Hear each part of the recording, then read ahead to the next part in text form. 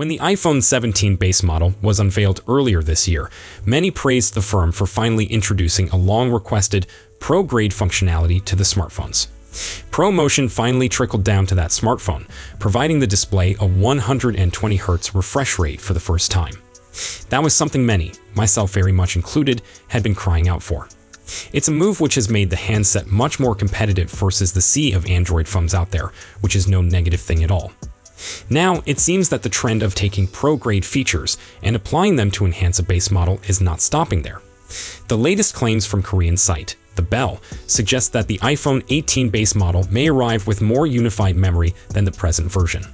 For as long as iPhones have been around, their cameras have always utilized fixed aperture lenses, whereas Android competitors have deployed variable aperture solutions on their flagships for a number of years. It seems Apple may finally be ready to join the variable aperture club, as ET News says that an industry supply source has confirmed the change is coming with the iPhone 18 series. Apple has supposedly selected Sunny Optical as its principal variable aperture lens supplier and is ready to adopt the technology with next year's iPhone 18 Pro and Pro Max. This is not the first time we've heard about variable aperture on the iPhone 18 series, as there have been speculations dating back to last year.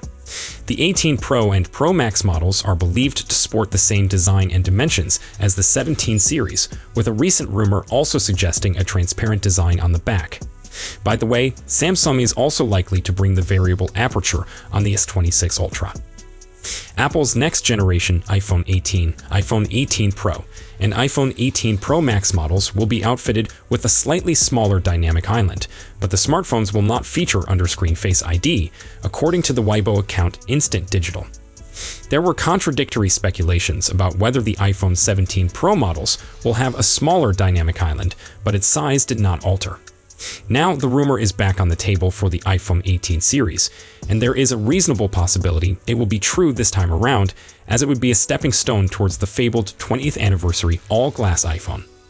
Under-screen Face ID has been predicted for the iPhone 16 Pro, iPhone 17 Pro, and iPhone 18 Pro models, so it feels like one of those things that is always a year or two away. Indeed, if the current information revealed by Instant Digital is genuine, under-screen Face ID will not emerge until the iPhone 19 Pro variants or later, the cycle repeats. None of the iPhone 18 versions will feature an under-screen front camera, the account added. Instead, the devices will have a smaller dynamic island and a visible front camera, according to the information they posted on Weibo today. Instant Digital has over 1.5 million followers on Weibo, a famous Chinese social media network. We are still a year away from the iPhone 18 series, so brace up, as there will be plenty more rumors regarding the smartphones to come. Some iPhone models that will be introduced next year may acquire capability for full-fledged 5G satellite internet. According to the information, Apple aims to include the capacity to connect to 5G networks that are independent of ground infrastructure, including satellite systems, in future smartphone models. This will allow devices to obtain full internet connectivity straight through satellite. If the forecasts are accurate, the first handsets with full satellite 5G compatibility would most likely be the iPhone 18 Pro, iPhone 18 Pro Max, and the predicted foldable iPhone. The normal iPhone 18 version with this capability may emerge later, possibly in March 2027.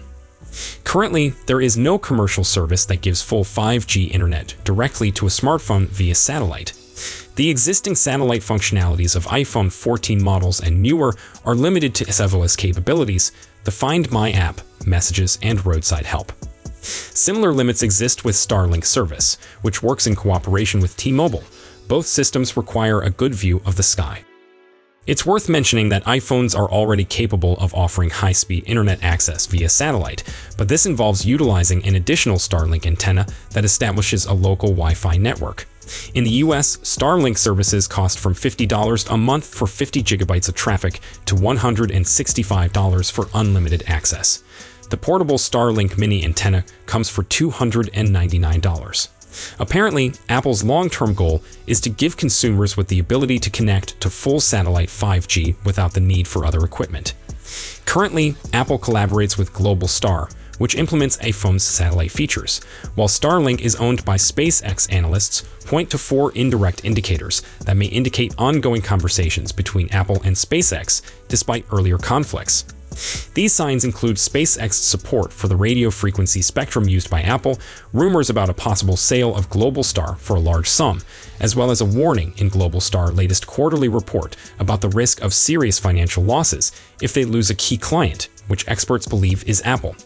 However, it remains questionable whether Apple and Elon Musk will be able to entirely resolve their prior conflicts.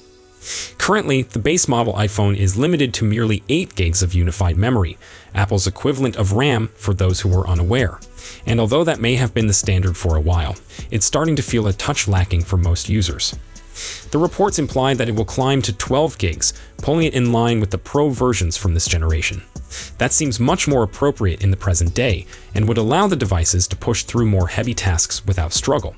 Still, it may be a little while before those handsets enter the market. A series of speculations have stated that Apple is going to exclude its base model from the traditional autumn launch event it hosts, with the device releasing the following spring with the E variant. Personally, I find that concept completely odd. Not only would it make for an iPhone 18 debut with no iPhone 18, it would pit the standard model and the E variation head-to-head. Those tend to be pretty similar, which is only going to cause confusion among buyers, which is at least mitigated when they're launched 6 months apart. So, if you enjoyed this video, please don't forget to give it a thumbs up and subscribe to our channel for more exciting tech news and updates. Thanks for watching, and we'll see you in the next one. Goodbye and peace out.